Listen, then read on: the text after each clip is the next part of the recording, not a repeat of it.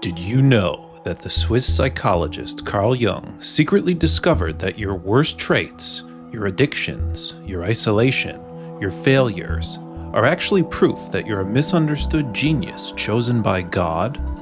Well, neither did he, because he never said any of that. But unfortunately, the AI slot machine has come for Carl Jung, the architect of archetypes himself. And it's got him spouting all manner of dangerous nonsense that doesn't have very much to do with what he actually wrote and will probably make your life worse. So let's take a look at some surprisingly popular AI slop videos about Carl Jung and figure out where they go so horribly wrong. Today on Frank Philosophy.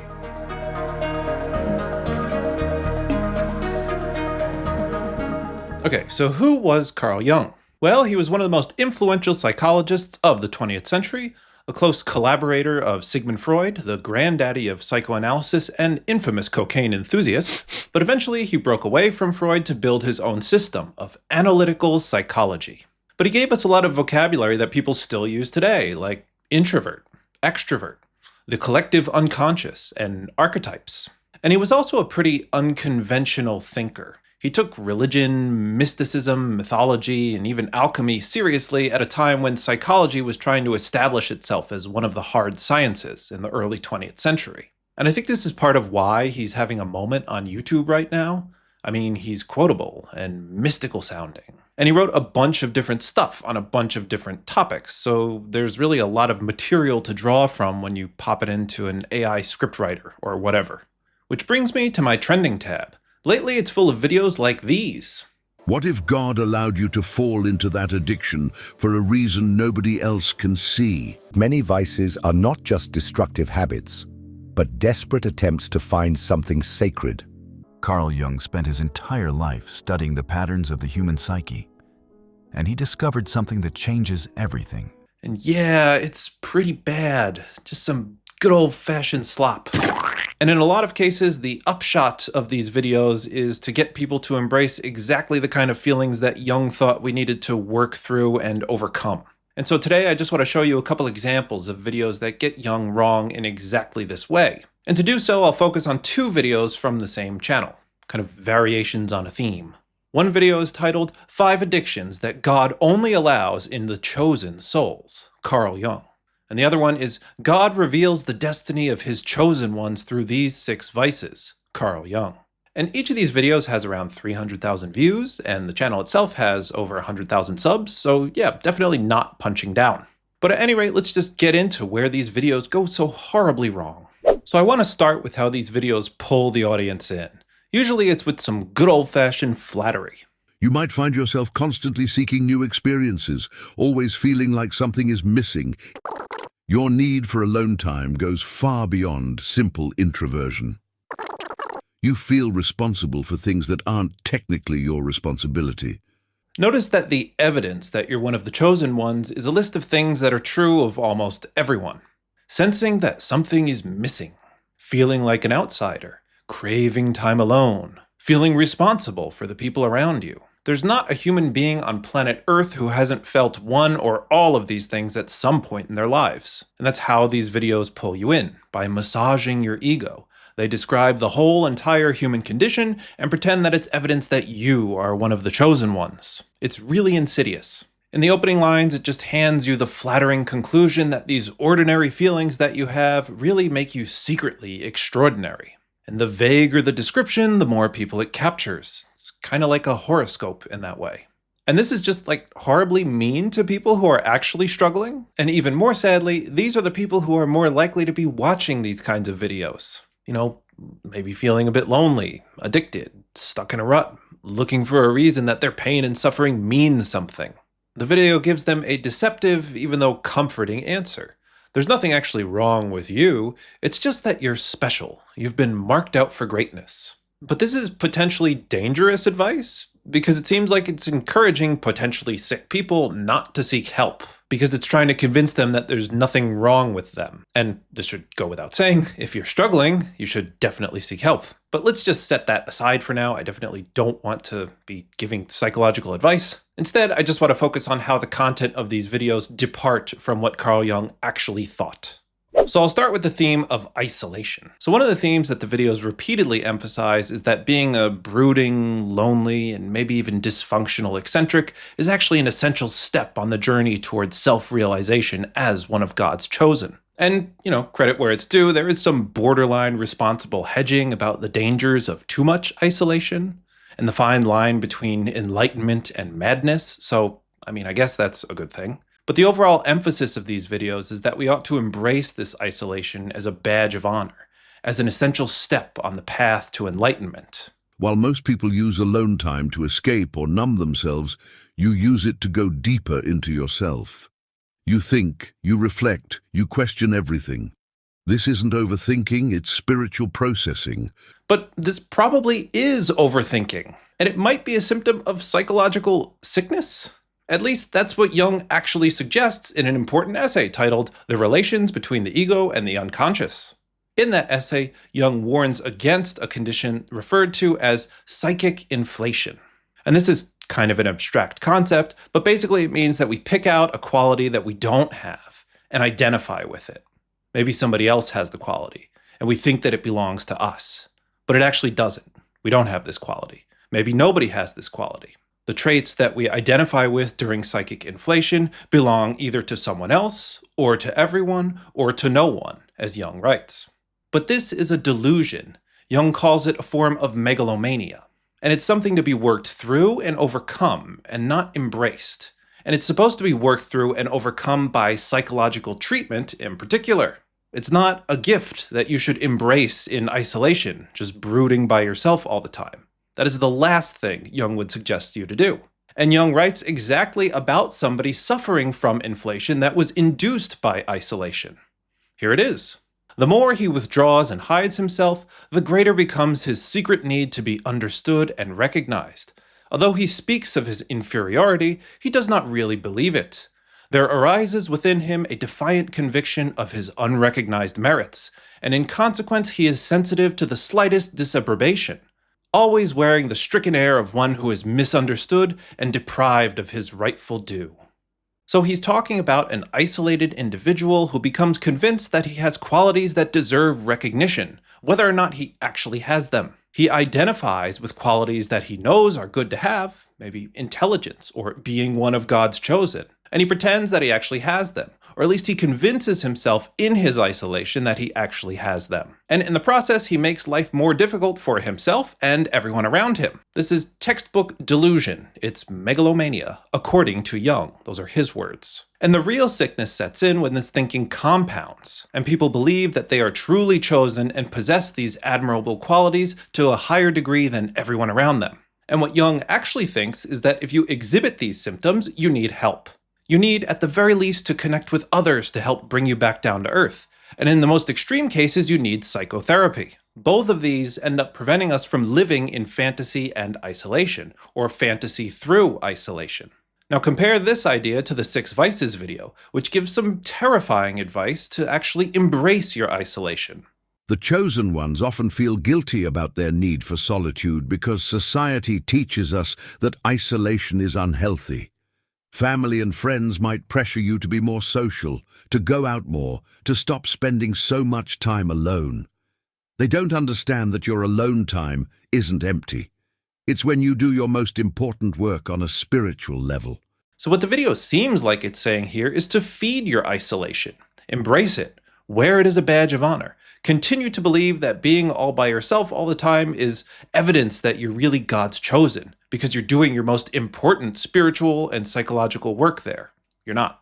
Definitely not according to Jung. And this is terrible advice for somebody who's already feeling isolated and discontent. Now, don't get me wrong, Jung definitely believed that we needed to do some reflection once in a while, and that doing so was important for spiritual awakening. And I'll even grant that the video is right when it says that the modern world is full of distractions that makes it difficult to really have valuable alone time. But we should be careful not to overstate the value of isolation, especially for people who are probably already too isolated as it is. But Jung also definitely believed that therapy, psychoanalysis, and engaging with a community was crucial for living a well-adjusted and spiritually fulfilling life. And he certainly wouldn't have recommended isolation to somebody who isn't already well adjusted. So yeah, isolation, probably not something that Jung would have encouraged. Another issue is what Jung actually thought about our flaws, or our shadow, as he refers to it. He certainly didn't think that we should champion them, nor did he think that they made us unique in the eyes of God, as one of the chosen ones, unlike as suggested in the video. Jung proved these aren't flaws, they're divine codes engraved in your soul even before you were born. No, they are flaws, and we shouldn't embrace them or celebrate them. But we also shouldn't ignore them, and this is what Jung was actually worried about. Instead, we should deal with them directly in a process that he called confronting the shadow. But it takes a lot of work to do this, usually work that's done in the context of a one-on-one psychoanalysis. But the videos do talk about confronting your shadow, which is a Jungian idea, but it's completely wrong about how this is supposed to work. In the silence and emptiness of isolation, you meet aspects of yourself that most people never encounter. Jung called this the shadow. Jung did not think that we could confront the shadow through isolation. In fact, he wrote the exact opposite in one of his infamous 2 essays. As already observed, this shadow side of the psyche, being withdrawn from conscious scrutiny, cannot be dealt with by the patient. He cannot correct it, cannot come to terms with it, nor yet disregard it, for in reality he does not possess the unconscious impulses at all. I mean, that's just point blank, Jung saying, we cannot confront our shadow through self-reflection. And it is delusional to think that we can. You can't just sit in a room and think long enough and suddenly come face to face with your shadow. That's not how it works. That's not how Jung thought it worked. Instead, we need to be educated to see our shadows. We need to be psychologically analyzed, according to Jung. But Jung also thought that sometimes we do collide with our unconscious every now and then, and it can be a powerful experience. And when it happens, sometimes we walk away convinced that we've been let in on a cosmic secret, that we've been personally singled out or chosen by God and lifted to godlike heights. And sometimes indeed, breakthroughs like these do happen in isolation. Jung writes about poets and mystics who do this. But it also makes Jung very nervous, and it was not his recommended path, which, once again, is psychoanalysis. At any rate, Jung treated this elated state as a warning sign, and his prescription for someone who is experiencing it is cautious self-criticism. Because when you feel like you've discovered some earth-shattering truth about yourself, the first thing to remember is that it's exceedingly unlikely that one has just discovered a world-shattering truth, for such things happen extremely seldom in the world's history. That's what he writes. The second thing to ask is whether something similar hasn't happened to countless others. In other words, that feeling of being uniquely chosen is almost always an illusion to be talked down from, not a revelation to be trusted. Jung also warned that the joyful intensification of mood to heroic and godlike heights is dead certain to be followed by an equally deep plunge into the abyss. So he basically saw the feeling of elation that you have after a breakthrough as the precursor to a crash of some sort. And he was pretty clear about what happens to a person who tries to live in this elated state permanently. If it becomes chronic, it ends in a cramp. And the cramp leads to catastrophe or neurosis or both. And his example of somebody who lived like this was actually Friedrich Nietzsche. Nietzsche, he thought, got stuck in a state of high tension, who took the ecstatic godlike feeling and couldn't come back down from it. So yeah, Nietzsche needed some psychoanalyzing, according to Jung. And he was really worried about people who did a little bit of psychotherapy, had a breakthrough, and then left, and went on living in their elated or euphoric state. They feel as if they'd been enlightened, and they don't have to deal with the problems that they had before. They thought that their problems were already solved, even though they weren't. And Jung was really worried about this, because confronting and overcoming your flaws through psychotherapy is hard work, and it's long and painstaking work too. And the way to do it is definitely not to let your flaws run wild and then pat yourself on the back for it, like what's suggested in the 5 Addictions video. Every relapse is not a failure, but another layer of false self being burned away. So your addictions are really evidence of a divine mission, and your relapses are signs of spiritual progress. Yeah. No, that's not how this works. That's not doing the hard work necessary to overcome your shadow. That's just being caught in the painful and miserable cycle of addiction. So the honest version of Jung is much less glamorous, but a lot kinder. He thinks that we all are flawed, that we do have a shadow, and that the shadow is real and it can be dangerous if it's not managed and it takes over our lives. But overcoming the shadow in serious cases is the job of psychoanalysis. That's why he prescribed psychoanalysis as treatment. And the goal was to make people better off and to make them overall nicer and better people. He has this nice line in the 2 essays where he says that he wants a little less hypocrisy and a little more self-knowledge in the world, with the goal of us all being kinder to our neighbors. He's definitely not recommending that you sit in your room alone and think about how awesome you are, or how miserable you are, and treat that like it's making spiritual progress. It's not, and Jung would not have suggested that it is. I also want to talk about what Jung actually thought about addiction, because it's actually a bit clearer and simpler than his other ideas, and it's importantly different from what's being said in these videos. Like, very different. The 5 Addictions video says stuff like this. What if God allowed you to fall into that addiction for a reason nobody else can see? That the substance entered your life not to destroy you, but to awaken you. Now that sounds comforting to a suffering addict, even though it's advice that they probably don't need to be hearing, but it also gets Jung completely backwards. It's not totally irrelevant to Jung, it's just backwards. So in the early 1930s, an alcoholic named Roland H. became Jung's patient. Jung treated him for about a year. Roland relapsed. They went back and forth a little bit before Roland finally broke down and asked him point blank, is there any hope for me? And Jung told him what he thought was the truth, that basically, no, there's no hope for you. Medicine and psychiatry had nothing more for him to do, and he didn't know what else could possibly be done. He basically thought that Roland was doomed, that he was such a hopeless alcoholic that he had no hope of recovery whatsoever.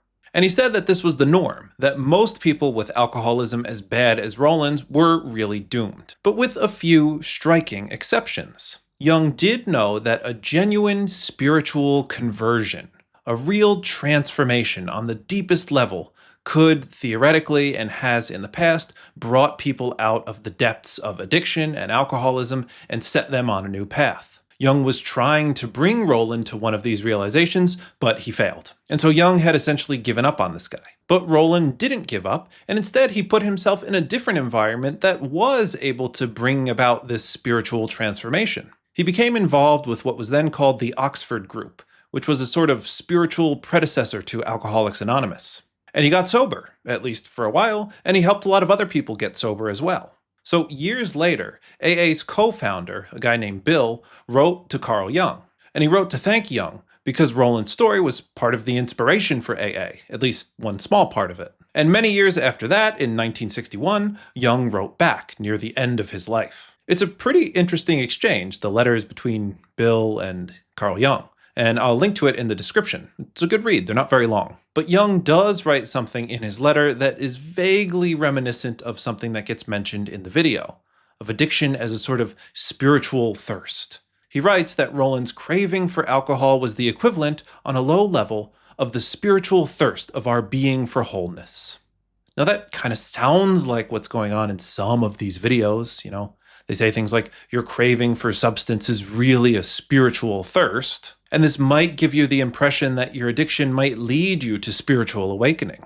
But this is only because for serious addicts, the only other option is death, as Jung knew. You either achieve spiritual awakening and because of that finally put down the bottle, or you drink yourself to death. Those are your options. So Jung does think that spirituality and addiction do go together, but in the sense that spirituality is the only way out of addiction.